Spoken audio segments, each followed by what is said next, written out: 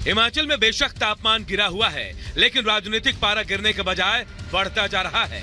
उसकी सबसे बड़ी वजह राज्यसभा में क्रॉस वोटिंग है, जिसने हिमाचल में कांग्रेस की जड़ें हिलाकर रख दी हैं। हालांकि 6 बागी विधायकों की सदस्यता रद्द होने पर सुक्खू ने अपनी सरकार तो बचा ली, लेकिन हिमाचल सरकार और कांग्रेस में अंदरूनी कलह ने सुक्खू की नींद हराम कर रखी है। मुख्यमंत्री पद पर बैठे सुक्खू की कुर्सी अभी भी खतरे में है, क्योंकि बागी विधायकों के साथ विक्रमादित्य शुरू से ही सुक्खू के खिलाफ खड़े हैं। तो वहीं कांग्रेस के प्रदेश अध्यक्ष प्रतिभा सिंह खुलकर ना सही लेकिन कार्यकर्ताओं की नाराजगी सामने रखकर सुक्खू सरकार पर सवाल खड़े कर रही हैं। सभी के ध्यानार्थ में मैंने ये बात लाई है कि अगला चुनाव बहुत नजदीक आ गया है हमारा लोकसभा का, और इस मकाम पे अगर हम पार्टी वर्कर को कहीं ना कहीं कोई महत्व नहीं देंगे, एक एक पार्टी वर्कर जो घर घर जाके वोट मांगता है, पिछले जो विधानसभा के इलेक्शन हुए उसमें भी उन्होंने ही काम किया था, उन्होंने ही हमारी सरकार बनाने में एक बहुत महत्वपूर्ण रोल अदा किया था।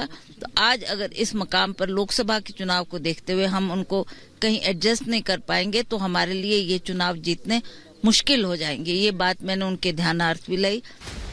वहीं कांग्रेस के अंदर मची खींचतान के बीच मुख्यमंत्री सुखविंदर सिंह सुक्खू हिमाचल में सब कुछ ठीक बता रहे हैं, लेकिन उनको भी पता है कि सीएम की कुर्सी बचाना उनके लिए आसान नहीं है। यही वजह है कि बागी विधायकों के खिलाफ उनके तेवर ढीले पड़ गए हैं। ये संकट तो नहीं मानता, ये राजनीतिक चुनौतियां होती है और राजनीतिक चुनौतियां का सामना करना पड़ता है, और मिलजुल कर हमने इस राजनीतिक चुनौती का सामना किया है। निश्चित तौर पर हम जनता की सेवा के प्रति जवाबदेही है, अपना दायित्व जनता के प्रति हमें निभाना है। कांग्रेस में अंदरूनी कलह को भांपते हुए बीजेपी ने भी अपनी कमर कस ली है, क्योंकि लोकसभा चुनाव करीब है और बीजेपी किसी हाल में हिमाचल को हाथ से जाने नहीं देना चाहती। यही वजह है कि बीजेपी ने अपने विधायकों को शिमला में रुकने को कहा है। बीजेपी को पता है कि विक्रमादित्य और प्रतिभा सिंह सुक्खू सरकार से नाराज हैं। अगर दोनों ने बीजेपी का दामन थाम लिया तो हिमाचल सरकार गिर जाएगी। साथ ही आगामी लोकसभा चुनाव में भी और ज्यादा बीजेपी मजबूत हो जाएगी। इतना जरूर कहता हूं कि हिमाचल प्रदेश में कांग्रेस सरकार को सत्ता में रहने का कोई नैतिक अधिकार नहीं रह गया, कि हिमाचल प्रदेश में अब कांग्रेस जो है वो अपनी लोकप्रियता तो खो चुकी है पहले, लेकिन अब बहुमत भी खो चुकी है, क्योंकि सरकार को बचाने के लिए विधानसभा के अंदर उनको भारतीय जनता पार्टी यानी कि विपक्ष के विधायकों को सस्पेंड करना पड़ा। वहीं बागी विधायकों की सदस्यता रद्द होने के बाद उठापटक जारी है। बागी विधायकों का आरोप है कि भाजपा के राज्यसभा प्रत्याशी हर्ष महाजन के पक्ष में वोटिंग की। इसके अलावा बजट पास कराने के दौरान व्हिप जारी होने के बावजूद ये सदन से गैर हाजिर रहे। सदस्यता रद्द होने के बाद बागी विधायकों के पास 3 विकल्प बचे हैं। पहला, विधायक हाईकोर्ट में जाए और वहां राहत लेने की कोशिश करे। दूसरा, हाईकोर्ट से राहत न मिलने पर दोबारा चुनावी मैदान में उतरे। तीसरा, बड़े पैमाने पर दल बदल हो, जिसकी उम्मीद बहुत कम है। हालांकि बागी विधायक स्पीकर की सदस्यता रद्द करने के फैसले के खिलाफ हाईकोर्ट पहुंच गए हैं। देखना यह होगा कि बागी विधायकों की सदस्यता बहाल होगी या फिर नहीं।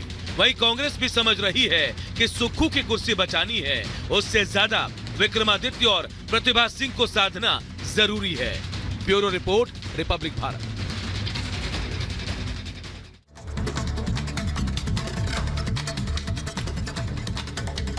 उधर बात करते हैं जेएनयू की, जहां से बड़ी खबर मिल रही है। छात्रों के बीच झड़प का मामला सामने आया है। 2 गुटों के बीच झड़प हुई है, जिसमें लेफ्ट विंग और दूसरी तरफ एबीवीपी के छात्र बताए जा रहे हैं, जिनके बीच में जमकर मारपीट हुई है।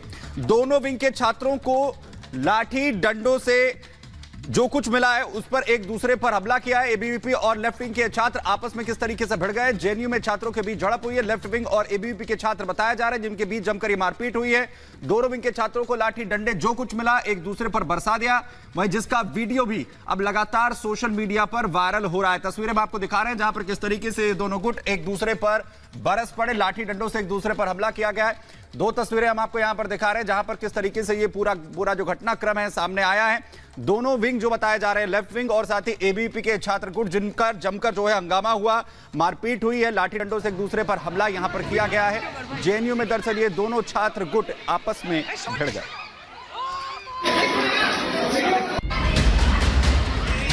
ये जो तस्वीरें आप देख रहे हैं, ये किसी जंग के अखाड़े की तस्वीर नहीं, ये तस्वीरें हैं देश के सबसे प्रतिष्ठित संस्थान जेएनयू की, जहां देर रात जोरदार हंगामा हो गया।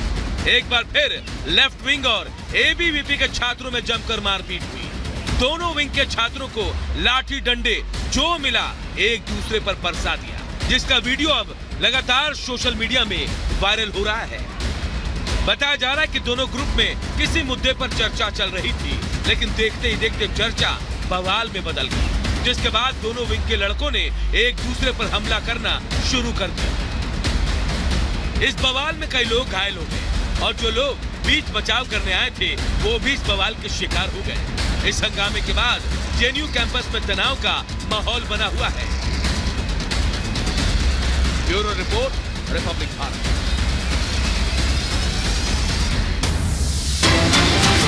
बड़ी खबर, कानपुर में इनकम टैक्स की छापेमारी हुई है। तंबाकू कंपनी के कई ठिकानों पर रेड हुई है। कल से जारी है सर्च ऑपरेशन। कानपुर समेत 5 राज्यों में छापा पड़ा है। 15 घंटे से भी ज्यादा हो गए लगातार छापेमारी इनकम टैक्स की। तंबाकू कंपनी के कई ठिकानों पर छापेमारी हुई है। तो कानपुर से बड़ी खबर जहां हम आपको दिखा रहे हैं, जहां आप देखिए कि कैसे ये छापेमारी हुई, इनकम टैक्स सर्च ऑपरेशन चला रही है। कानपुर समेत 5 राज्यों में छापेमारी चल रही है। 5 राज्यों में तंबाकू कंपनी के कई ठिकानों पर यह छापेमारी चल रही है। टैक्स चोरी का शक है, जिस पर आईटी की टीम अपनी कार्रवाई कर रही है। गौरव सहयोगी इस खबर पर ज्यादा जानकारी के साथ यहां पर जुड़ रहे हैं। गौरव, कहां पर यह कार्रवाई जो है वो की गई है?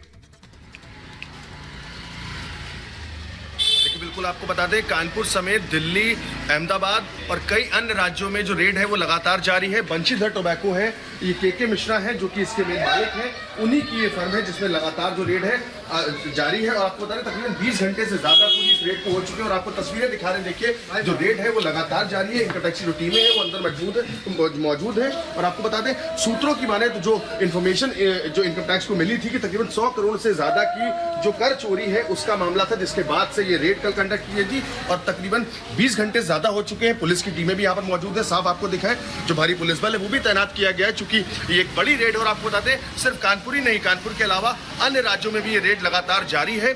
चूंकि एक बड़े अमाउंट की टैक्स चोरी की बात सामने आ रही थी, उसके बाद से लगातार जो इनकम टैक्स की टीमें हैं उन्होंने रेड करी हुई है। Back to you. तो कानपुर में अलग अलग जगहों पर यह कार्रवाई जो है, जिस तरीके से हमारे सहयोगी गौरव यहां पर जानकारी दे रहे हैं, वो की गई है। और कानपुर की अगर यहां पर बात करें तो तंबाकू कंपनी ये बताई जा रही है, जहां पर कई ठिकानों पर रेड यहां पर की गई है। इनकम टैक्स की तरफ से यह छापेमारी की गई है और 5 राज्यों में यह छापेमारी की जो कार्रवाई है वो यहां पर की गई है।